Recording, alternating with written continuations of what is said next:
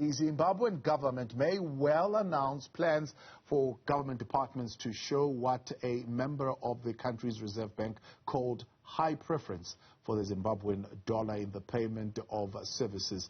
This in emulation of the similar strategy by Russia amid heavy sanctions following President Putin's ongoing invasion of Ukraine. But how will such a strategy for Zimbabwe actually which bears a burdensome trade deficit compared to Putin's Russia with a trade surplus in the billions? Now, Economist and director Siyaduma Biniza joins us to assess the Zimbabwe Putin strategy and its effectiveness. Siyaduma, good evening and thank you very much for your time and joining us tonight here on In Focus. Is Zimbabwe just merely posturing here, or could they actually go ahead with this? Well, the country's been known to take quite radical currency reforms in the past, so I don't think that it's far-fetched to expect them to implement this proposal. But as you mentioned, they've got significant challenges that Russia isn't currently facing, because Russia has got quite strong demand for some of its exports, particularly energy-related exports such as oil, as well as natural gas, which it supplies to most of Europe.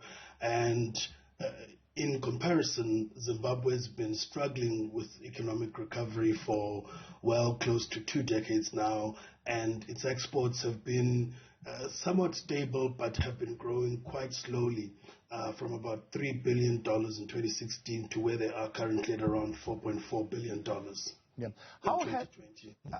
How has this strategy of a preferred Russian currency to do trade worked for Russia, and what would a similar strategy mean in Zimbabwe?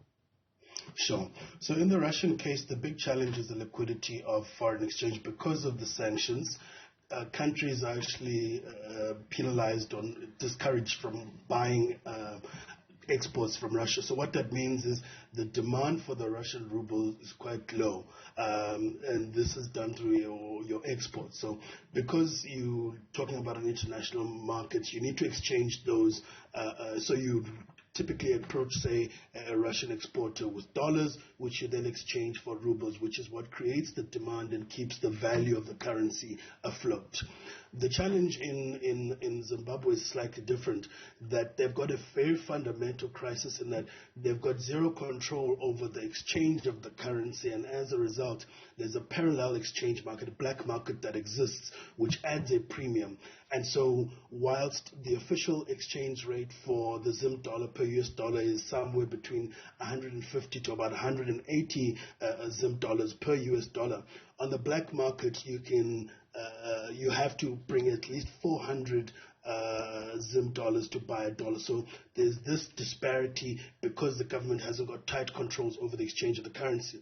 And as a result of low demand for some of its exports, and the key exports from Zimbabwe include tobacco, gold, nickel, iron, and diamonds, which are the top 5 exports. So there's quite slow or low demand for those exports, also because of the sanctions that exist against Zimbabwe. But they're slightly different in the case of Zimbabwe, that unlike Russia, which has a countrywide sanctions, there are specific sanctions that are targeting political individuals in the case of Zimbabwe. Yeah. So if I understand you well, are you saying they've got no product currently that is in demand, or at least that would be desirable for any country to want to buy, and therefore they would be forced to use the Zimbabwean dollar? So the parallel exchange rate is something that exists because of the premium put on US dollars in Zimbabwe. So because of the liquidity crisis, so there's very few dollars in circulation in Zimbabwe, they attract a premium on the black market for people who are exchanging outside of the formal channels. And this is largely because Zimbabwe has got, as a result of the sanctions, the economic destruction that took place has pretty much decimated a lot of the domestic production. So the Zim dollars essentially are only useful in order to exchange into dollars so you can import goods, whether from South Africa or anywhere else from the rest of the world. So as a result, the value of the Zim dollars in circulation is quite low, and so the parallel market exists then because people need to exchange them for US dollars in order to import even the most common consumer goods such as bread, etc. So the crisis is, in addition to the export demand problem, is a fundamental problem of Zimbabweans not being able to get what they need to survive locally and needing to import most of that, which is actually, in addition to the demand for exports, has pretty much decimated the domestic value of the Zim dollar in circulation. Yeah. What would it mean then as far as lines of credit that Zimbabwe would want to establish if they took this decision? Sure. So I think the first thing the country wants to do is to at least pay off or reduce its dependence on foreign capital, foreign borrowings. And that's mainly because there's a liquidity crisis of US dollars, its debt is just going to balloon, and as a result of the depreciation in the currency, it's just going to be insurmountable for government. So government would need to essentially try and get local currency funding. And again, the challenge is that there's no demand for the actual Zim dollars except for perhaps some government services, which is what the government is hoping to do. But I don't think that that's sufficient enough for a market-wide recovery of the domestic currency. What is actually needed in the Zimbabwean case in order to re-establish the Zim currency is to revive local production such that there's a value for Zimbabweans in circulating the Zim dollar amongst themselves and buying products that are local.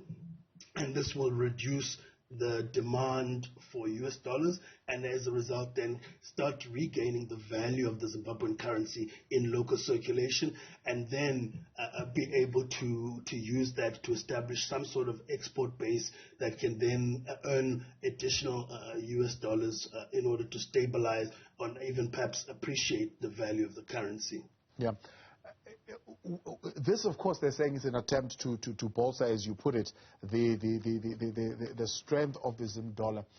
What would be the impact, though? What would be the effect? I mean, they want to bolster, but if they were to apply this strategy, what actually would we see happening? I mean, with inflation already sitting at record high levels and just the bare necessities as far as bread and stuff being unaffordable at this point, what would be the impact? So that's the real challenge that the government faces, that the government itself doesn't produce goods or products that consumers need. And so, yes, they will be able to provide or force payments for goods, for government services in the local currency, but all that really does is just depreciate and appreciate the value of the currency. So what will happen is government contracts will increase in value so that people can earn enough Zim dollars in order to further exchange those for US dollars. Because without solving the problem of local production, Zimbabweans will still need the dollars in order to import everything that they need. And so what service providers to the government will then do is pass on that additional cost which comes from the depreciation of the currency onto the government, and pretty much you'll see in a way government is then borrowing from local service providers. But essentially, because that's also limited by the economic activity in the economy and government being able to tax that in order to pay for those services, what might start accruing is local arrears in either government debt or government not being able to pay for some of its services, even though it is forcing its service providers to charge or to pay and exchange in Zim dollars. Now, let's look at what also came out of this interview. Quite interesting was that the rising annual inflation sitting at 96.4% in April. Is this a temporary shock or is this something that's been a feature of this economy? Well, not at all. I think the Zim economy has been really facing economic difficulties for quite some time, but things have gotten worse since 2019. The economy contracted by about 6% in real terms, and inflation in 2019 was 255%.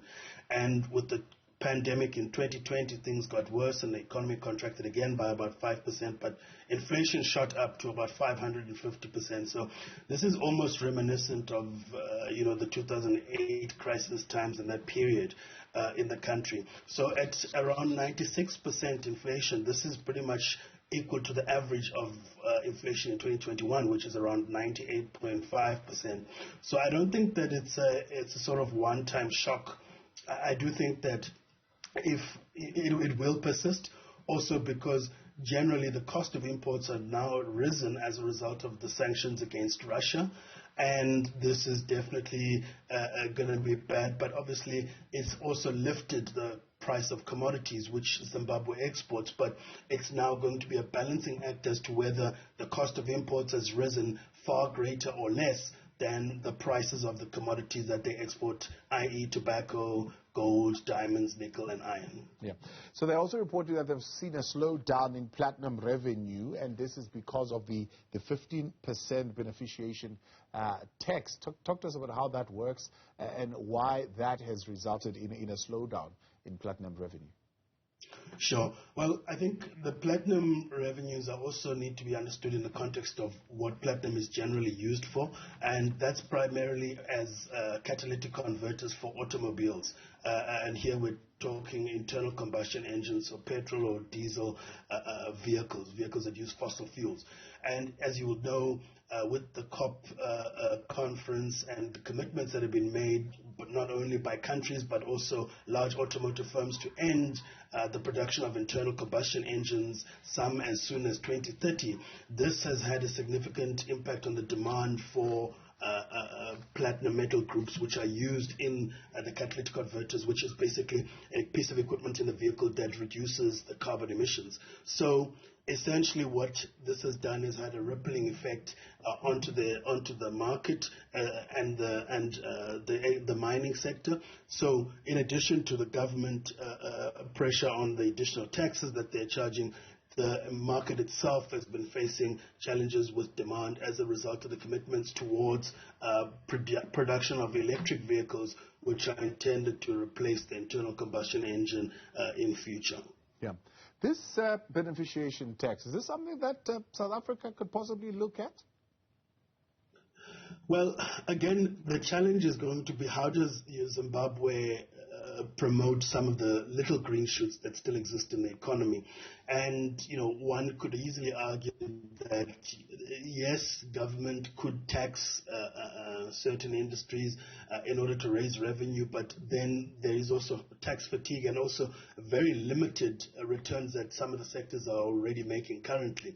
So in an economy that's generally contracting or struggling to recover from the pandemic, and even in the South African case, which had economic crises or challenges that predate even the COVID-19 pandemic, government really needs to ease the tax pressure on businesses, because that raises the bottom line for business and essentially stimulates business. And it's not necessarily an austerity or additional taxes that are going to help, but obviously the pressures from the economic downturn are quite direct in terms of the social development impact and the problems that they cause. For example, about a third of the Zimbabwean population, as a result of the 2019 economic crisis and the COVID-19 pandemic, is said to be facing food security challenges this year. And so governments essentially think that they would need to tax in order to provide social safety nets for the population. But again, as I said, that is also what reduces some of the economic activity or further investment in some of the very little existing or remaining green shoots in the Zimbabwean economy.